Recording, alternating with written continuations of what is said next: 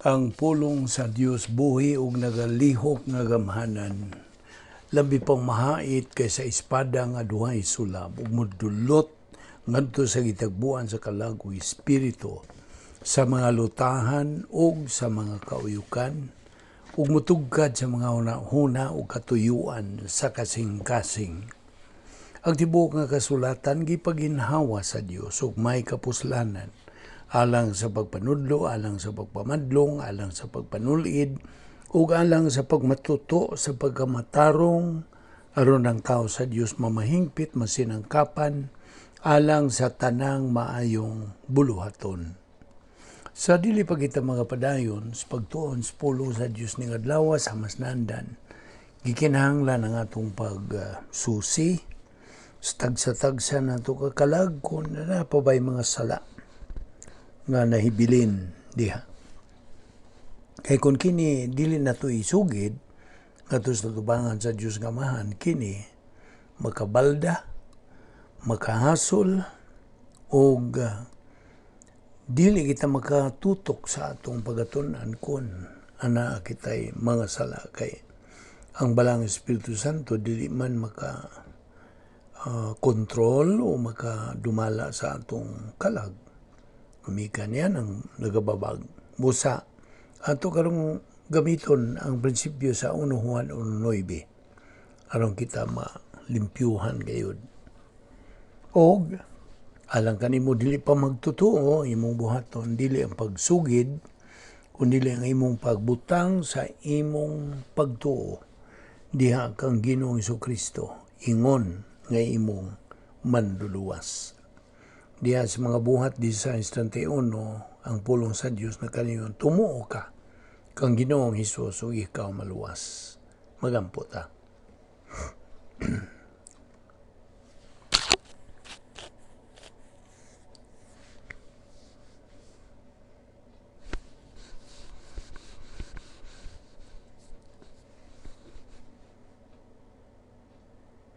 Bala na mo nga Dios, nagapasalamat kami kanimo nining lain sa mga adlaw nga among pagpahimuslan ang imong grasya.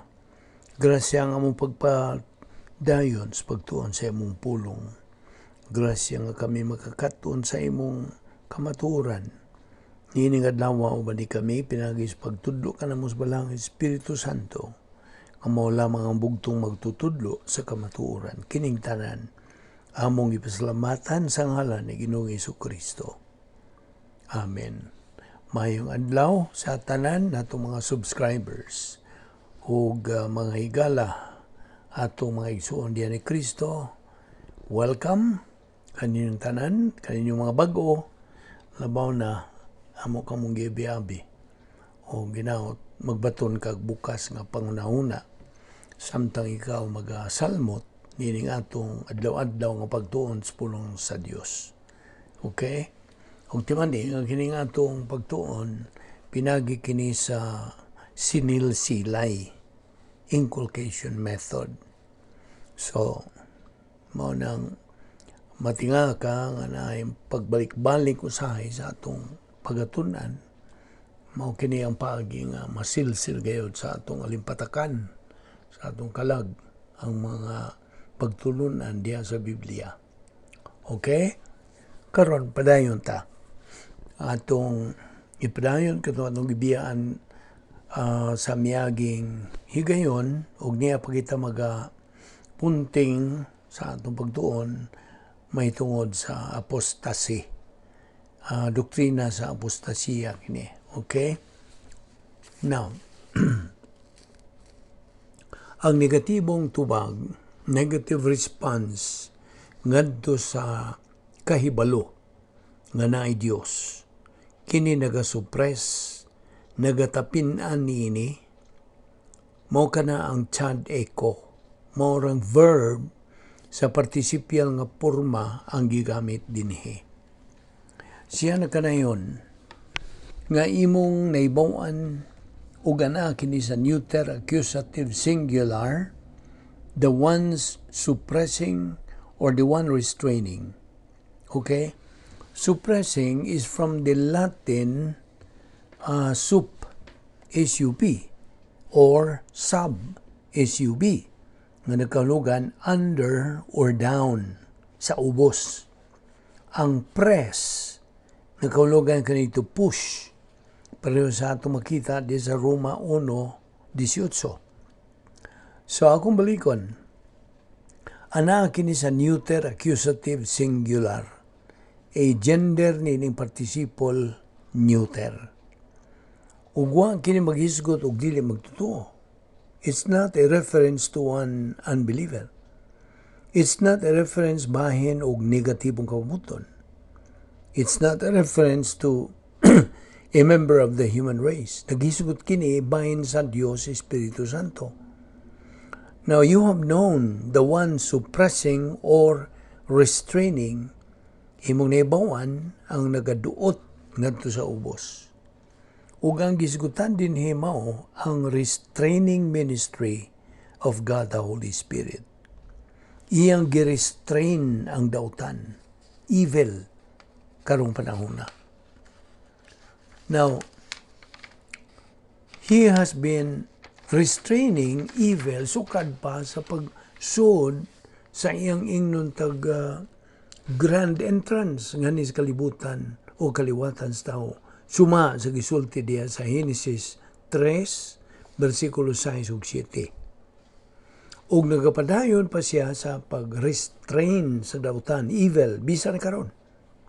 Og ang restraining nga gisgutan dinhi mao ang pag-restrain sa evil sa mga magtotoo, ingon man ang iyang pag-restrain sa evil dautan sa mga unbelievers.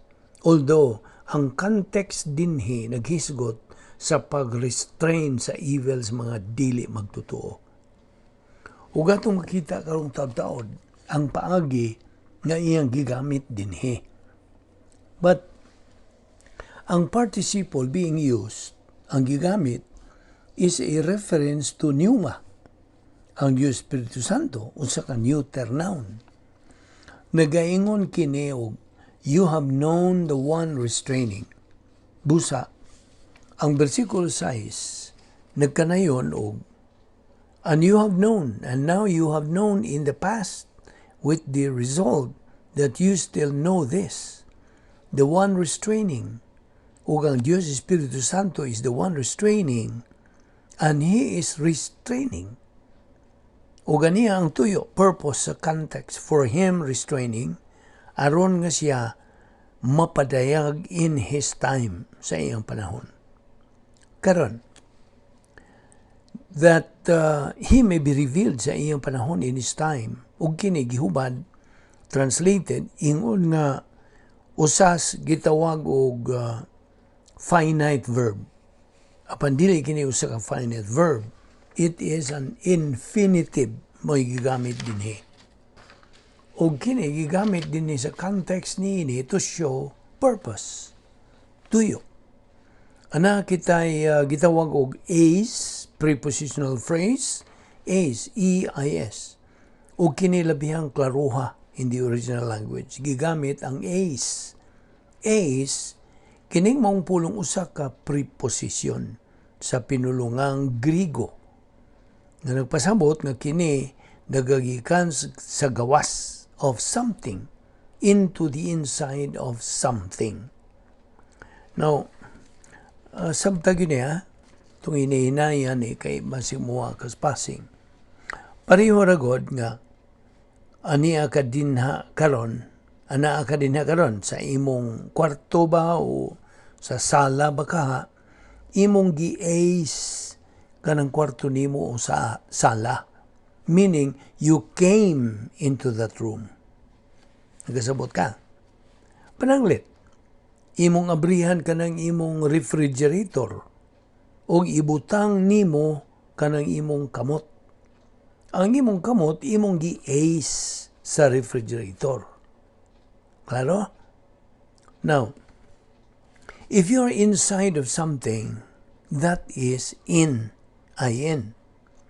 Now, if you go from the inside of something to the outside of something, that is ek. E-K. Kining preposition sa Grigo, klaro kaayo. Mao ka na ang ace. ug ang pulong is nagpasabot og to go from the outside of something to the inside of something. Okay? Ug by the way, gigamit kining pulong in two ways sa bagong tugon in the New Testament. It is used either physically to go into the inside of something physically, or it means look into the realm of some doctrinal concept. O ang later way, ang maoy gipadayag din hinining maong context. Ug ang tumong object nining maong gisgutang preposition.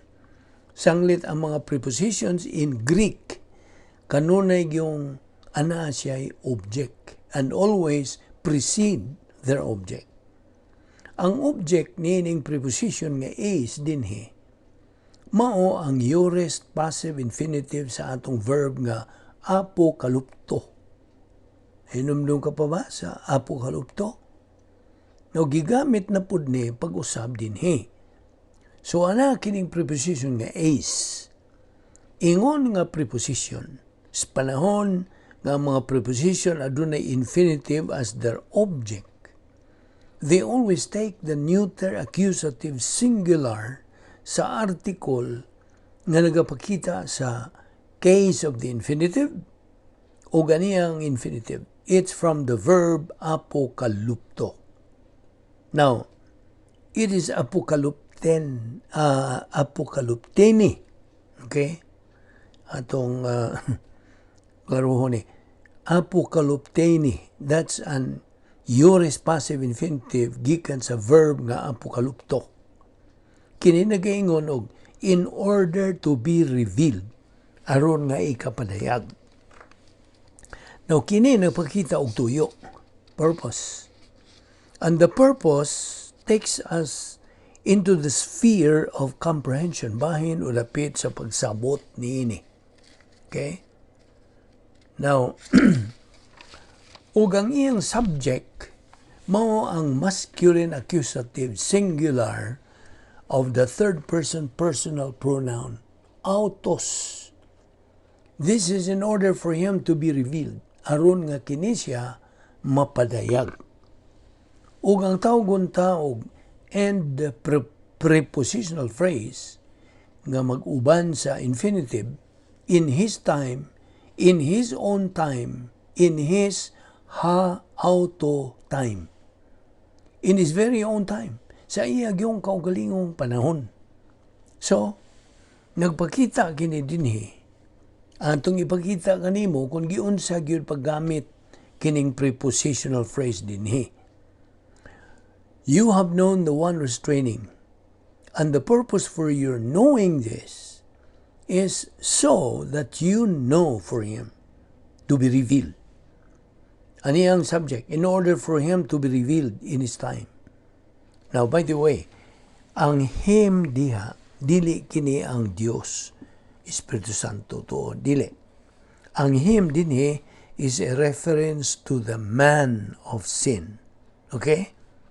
Ang Diyos Espiritu Santo sa pagkakaroon, mao ang the one who is suppressing, who is restraining the appearance of the man of sin.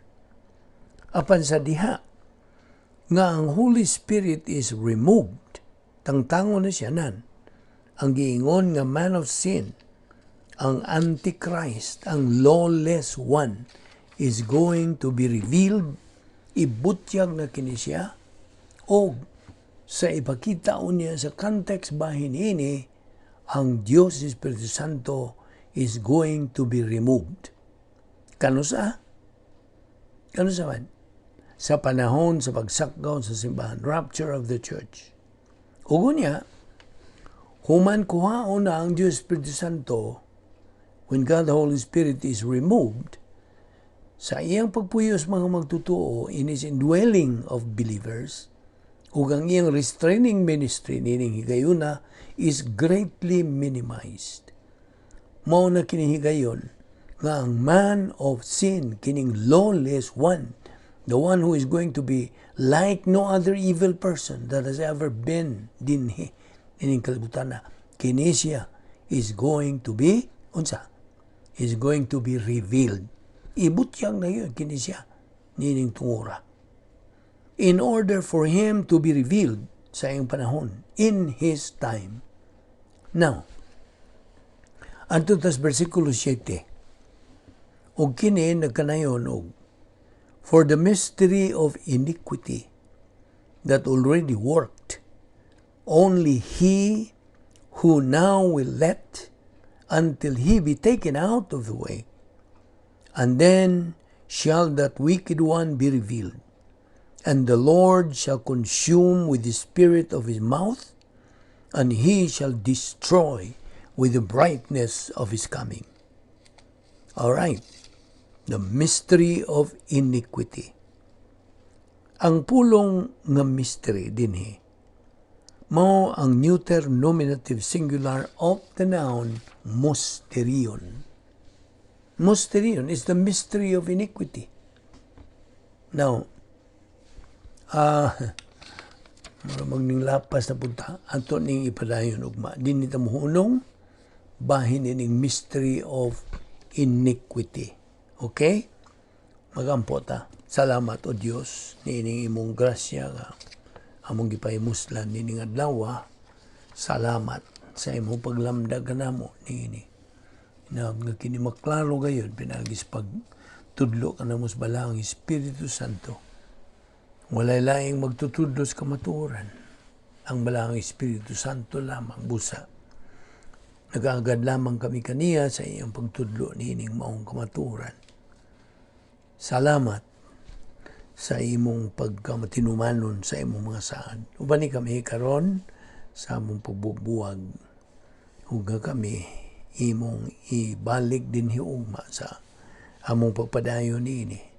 Kining tanan among ipasalamatan sa ngalan ni Ginoong Hesukristo. Amen.